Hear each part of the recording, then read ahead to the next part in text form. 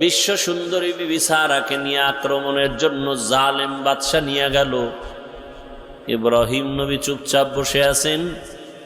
ও আল্লাহ, আমার স্ত্রীর ইজ্জত নষ্ট হবে, এটা কেমন করে সহ্য করা যায়?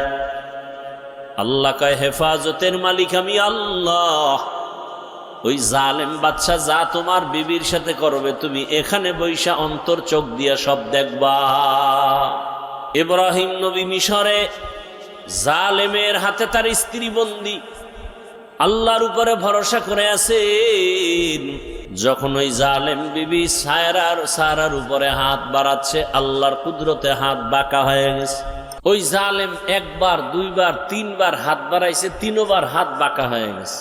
আর ওই মহিলার কাছে, বিশ্ব সুন্দরীর কাছে বলে, আর বাড়াবো না, তুমি দোয়া করো আমার হাত যেন ভালো হয়। দোয়া করছে, ভালো হয়েছে। এবার কয়, তোমার মধ্যে এমন কি পাওয়ার যে আমি আগাইতে পারি না?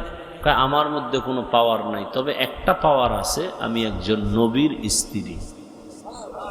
বলে, কোন নবী? বলে, ইব্রাহিম নবী। তাই নাকি? বলে, হ্যাঁ।